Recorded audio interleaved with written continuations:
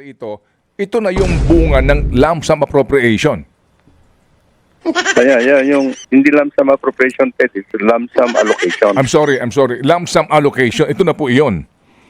Yes, no. Na ang Yan yung lump sum allocation kasi. Opo. Na ang may gawa ay Well, it's actually these are mostly these are the yung mga new items in the General Appropriations Act. na ang may gawa nga po ay mga Well, it's Congress actually. congressman. That's Popo, medyo, That's the medyo nag-aalangan Congress. ng- That's Opo. the power of the purse. Ayun nga ho ang pag-uusapan natin ngayon mga ka-reaction na diktiks. Dito nga ho si Ted Pailon kasi mga kabdi.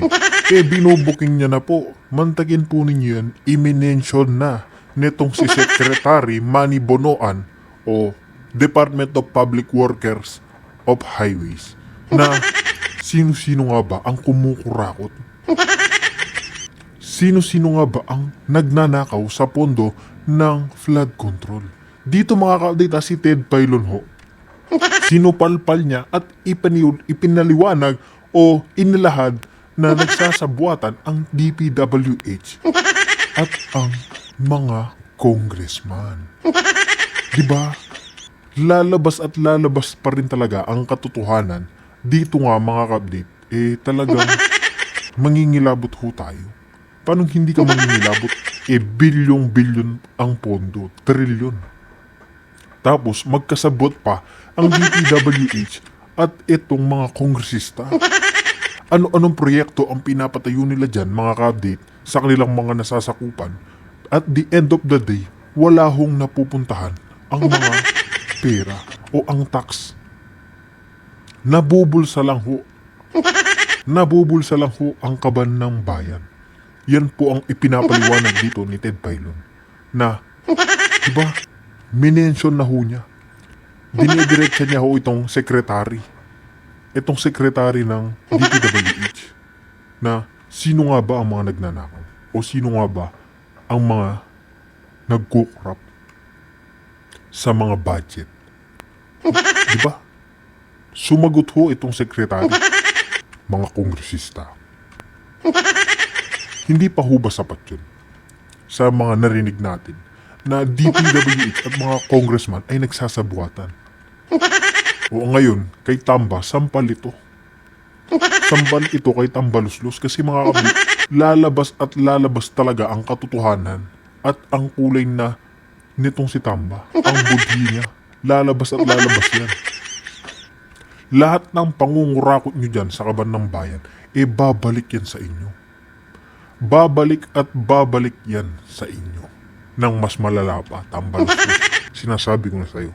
Pakinggan ho pa natin kung paano magtanong ng diretsahan ni Presidente Pailon at makipagsagutan dito nga sa secretary ng DPWH. Nasa linya ngayon si Sec Manny Bonoan. Sec Manny, magandang umaga po. Salamat na marami. Magandang umaga, Ted. Magandang umaga siya. Magandang umaga po sa ating viewers and listeners po. Kumusta po kayo, Secretary? Oh, okay lang naman, Ted. Opo. Okay lang. Sige po. Sige, sir, sorry po. No? Ang dami ho namin katanungan dito. Unahin ko lang itong presentation po ni Presidente nitong Lunes nga. Dito po sa kanyang binabanggit na mahigit daw po 6,000 projects ang mga walang detalye sa mga proyekto. And then, yung iba po daw, pare-pareho lang po yung amount, pero iba-iba yung lugar at halos po copy-paste nga lang daw yung mga informasyon. Sa ngayon po, identified na po ba ninyo kung sino-sino ang mga kontratista nito? Doon sa information naman na nandun sa pinadala namin na baka data ng sinasabi namin na natapos na mga 9,855 na completed flood control projects mula ng July 2022 to May 2025. Nandun naman lahat ng mga detalye kung nasa geotag niyan, kailan nasaan, anong engineering district, anong legislative district, sino ang contractor, magkano yung contract niya, anong status, kailan nagsimula, kailan natapos. Mga ganun, nandun lahat. Opo. Pero ito So, po... yeah, ito- nandun na naman na yung mga basic, that's the basic information. Opo. That's Opo. basic information. Opo. You're talking about the completed.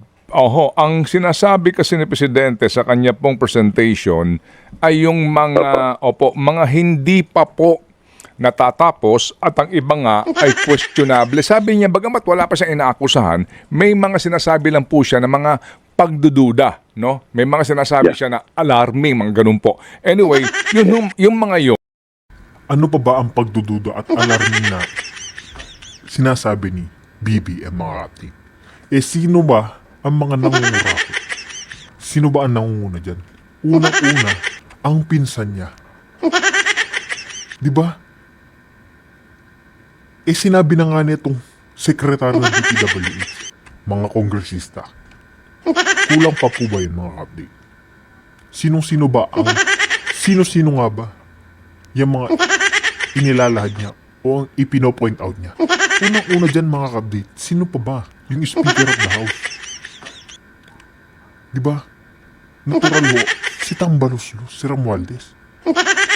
Isa sa mga buhaya yan. Lahat naman, halos lahat ng ating mga kababayan, kilala yan si Tambaluslos bilang buhaya. Talagang magdududa ka dyan. Ba't hindi mo pa imbestiga yan kay Senator Marcoleta? Tignan lang natin. Try nyo lang.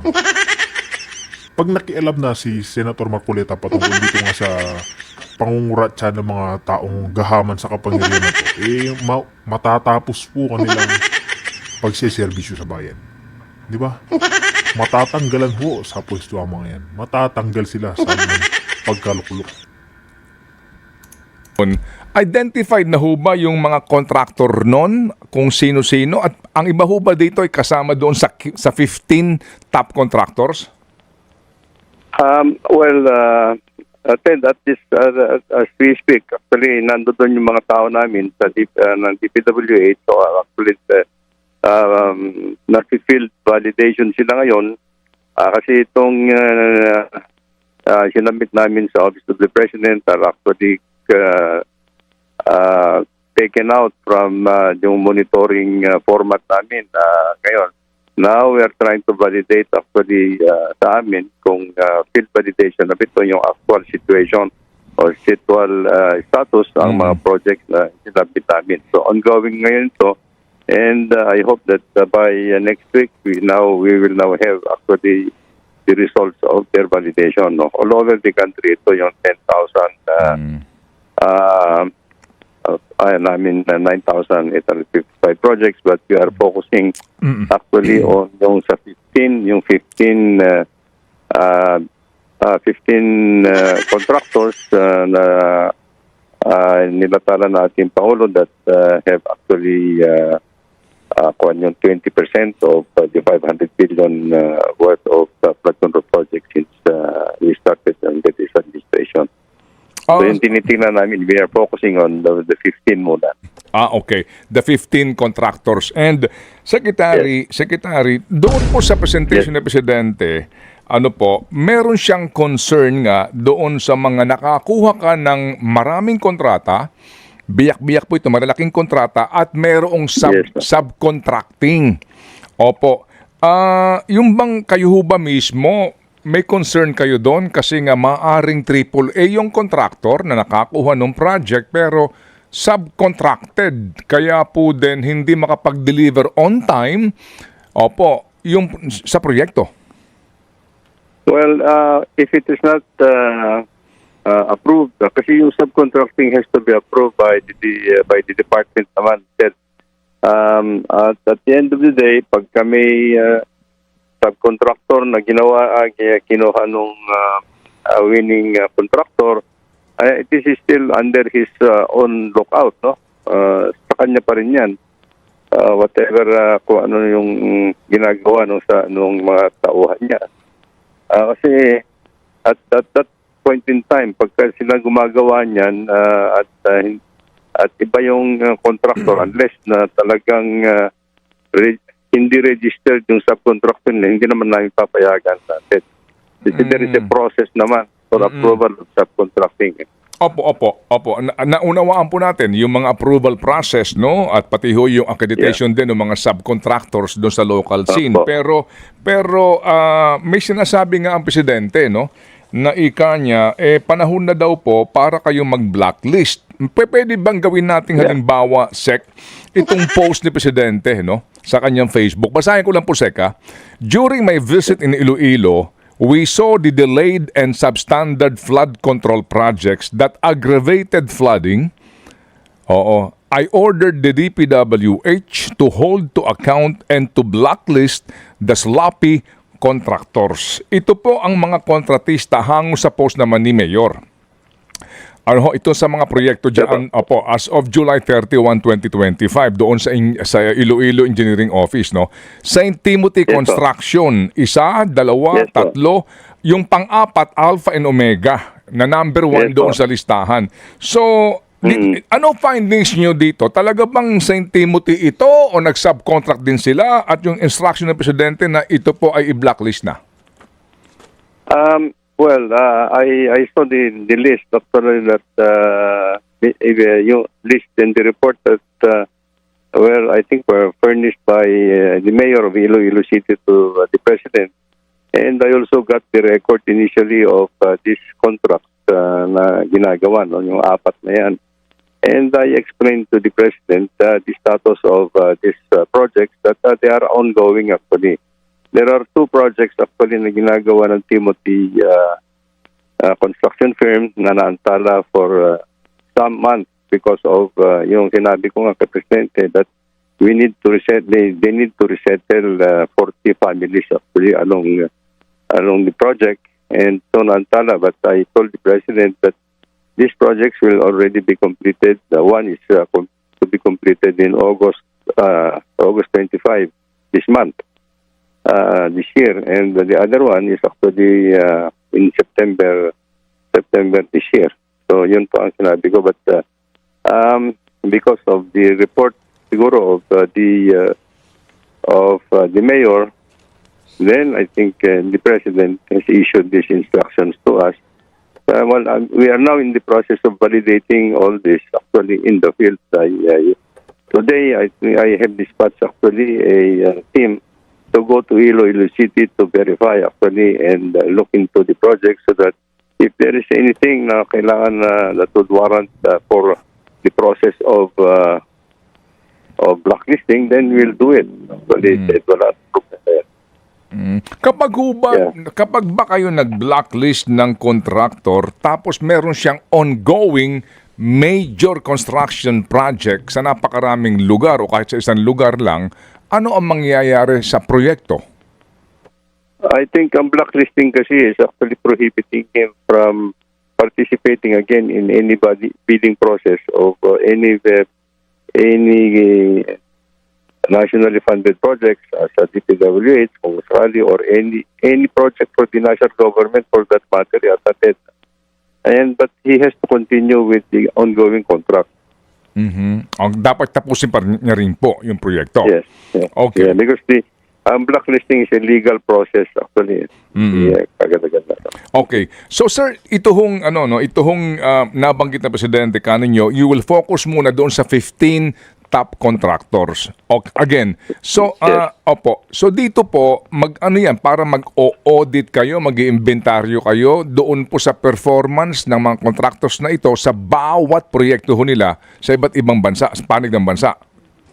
Opo, yan ang ginagawa namin. We are going to field validate actually all the works that are being undertaken under their contract. Okay, sige po. And then paano po yan, sir, kung lumalabas nga na lisensya nila ang ginagamit pero nag-subcontract sila? At yung nga po ang anong pananagutan dito ng district engineer o in charge doon ng DPWH, kung region man, kung sakali po na, sumunod po sa paper process, pero actual yung naka-subcontract nito, wala naman talagang ni equipment, walang kakayahan. Well, we have to validate actually if actually indeed may subcontract agreement yung dalawa. Kung may tingnan natin, kung may documentation that we will find, we will we will find out, we will found na meron pala silang nag-subcontract dun sa principal contractor. Then I think we will impose actually all the sanctions that is needed actually sa kanila, both the subcontractor and the contractor itself. Opo. Di ba, Sec, meron din kayong regulasyon doon sa mga construction companies? Dati-rati po yata, opo, ay dapat ang may-ari ng mga equipment mismo, yung kontratista, pero ngayon po, bumapayag na kayo sa lease ng mga equipment? Tama yun, Ted. Tama yun, Ted. For as long as tama yun, they own or a lease of the equipment, but they have to show proof that the equipment is already on lease and with them. Yun ang mga namin, yung mga requirements. Hindi yung ililist pa nila.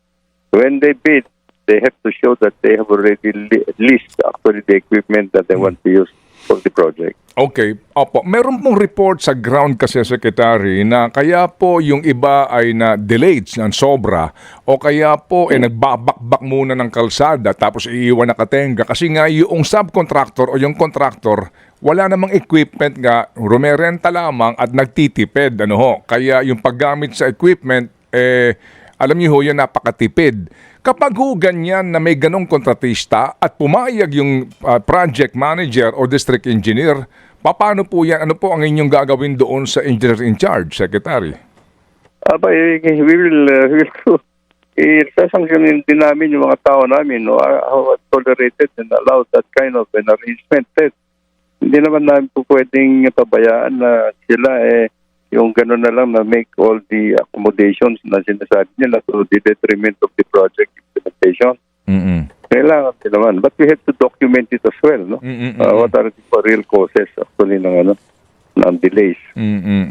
Opo. Sige po. So, Sec, babalikan ko po yung sinabi po ni Presidente para nga maipaliwanag po ninyo. No? Yung sinasabi niya na mayroon pong mga kaduda-duda, yung pare-parehong halaga ng kontrata pero iba-iba ang lugar.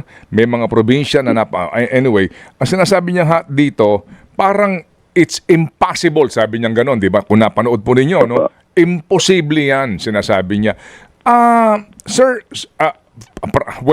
actually, nakuha niya rin yung informasyon sa DPWH din.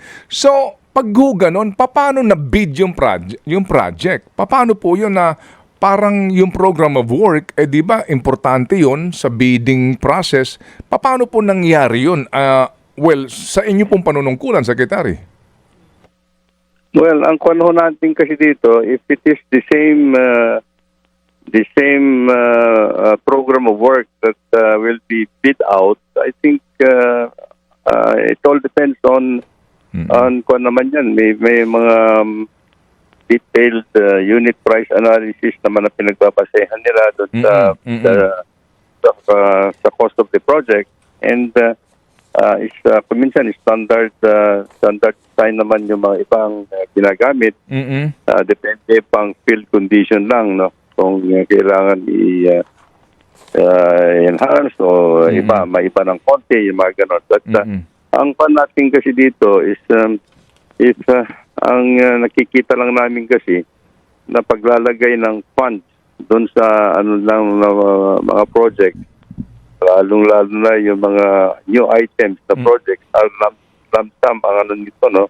It has not been validated the field, for instance, no? So, let's say for flood control project 100 million, 100 million, 150 million, lump sum yan lump sum lahat yan. So, I think unless we validate it, saka lang kami magkakaroon ng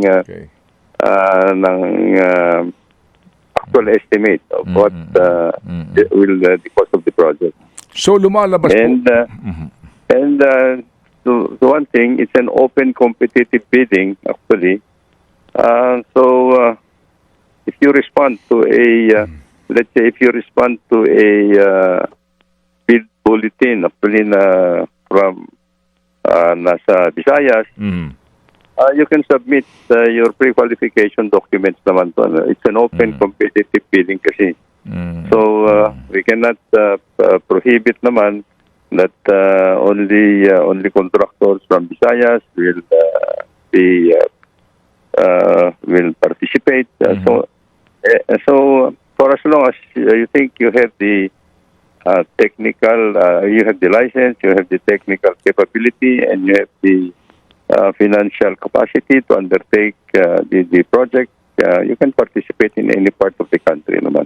Opo. Naunawaan po natin. Pero yung sinasabi po ng Presidente at sinasabi nyo ngayon, ito na po yung resulta na kung saan wala sa inyong plano, hindi sa inyo nanggaling yung initiative ng proyekto, nilaanan ng isang mambabatas ng lump sum, 100 milyon, 200 milyon sa isang particular na lugar na kumbaga to follow yung program of work. Ganun po iyon?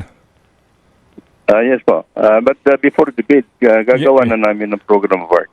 Yun nga po. Kumbaga, ito ho yung sinasabi na halos ito sinasabi ni Presidente na magkakapareho yung halaga, pati po, ito na ho yun. Yeah, almost the same. Yes po. So ito sinasabi po ni Presidente na imposible ito, di ba? Hindi ganito, hindi dapat nangyayari ito. Ito na yung bunga ng lump sum appropriation.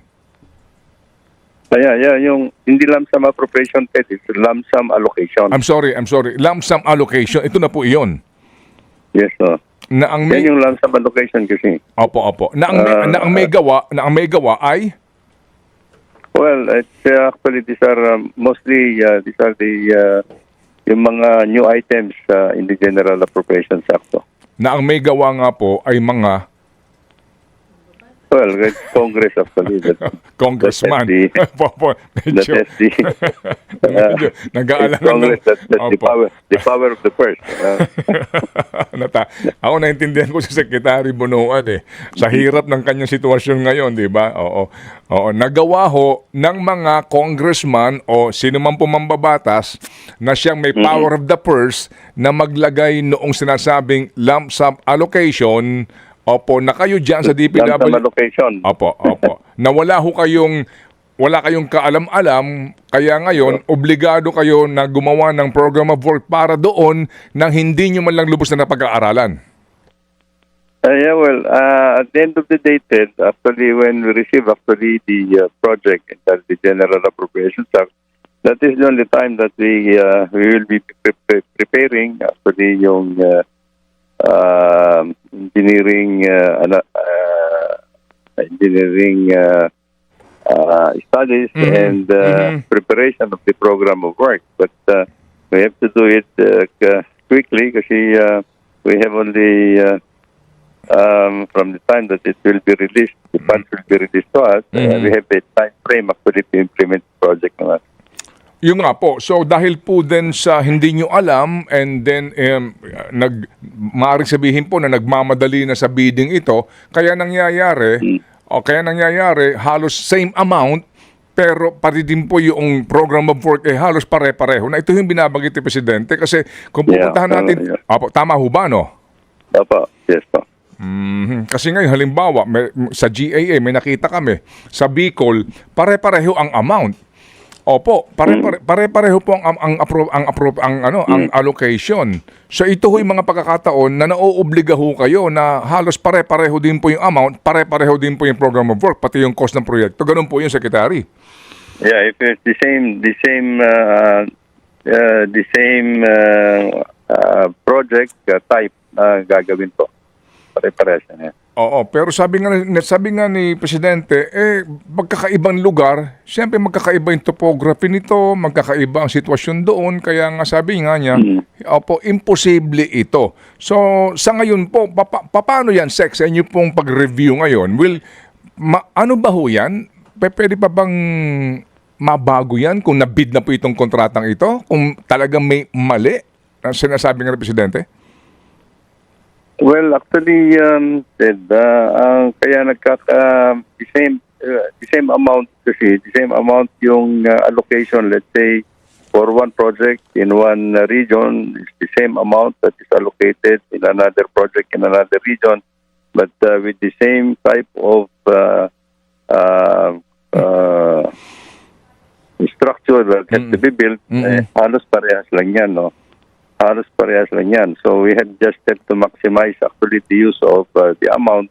Kung minsan the amount that is allocated for a certain area may not still be the total amount that is needed for the requirement. So kung minsan mas marami yung pangangailangan sana. So if the amount is only allocated so much, pare-parehas lang yung program of work. Opo. Sige. So Sec, sa ngayon po, kayo ho ang nagbibigay din ng informasyon sa presidente. Sa kanya bang next presentation, maliban doon sa website nga na may mga reklamo, kayo ho ang ngayon ang nangangalap ng informasyon para sa next presentation po ng presidente? Well, we will furnish actually also the President actually yung field validation results namin in the field. And I think, yes, that we have already provided also some information to the President with regard to some of the projects that we have looked into actually. Yes. Opo, kayo ba'y natanong ng presidente na Sec Manny, ano ba ito nangyayaring ito? At kung gaano kalaki, kabigat na suliranin po para sa departamento, Secretary? Opo. Yes, the President has been giving me instructions about the issues and to look into how we can improve actually po yung ganitong mga implementation of lalo na po sa mga flood control projects nationwide po. Opo. Kayo ho na mismo ngayon ang pupunta sa mga sites, sir? Hindi niyo pauubaya ito sa mga tauhan lang amang ninyo? Mga tauhan po namin dito, but it took some time actually to go to the field and also see for myself actually kung ano yung mga report. Well, I would not be able to go through all the 9,000 projects, but I think kung meron silang nire-report sa akin, talagang kailangan pinupuntahan ko po. Opo. Yung pong dinaanan nyo ni Presidente na flyover na hindi matapos-tapos dyan sa Aganan sa Pavia. Opo. Yes po. Anong sabi ho sa inyo ni Presidente tungkol dito?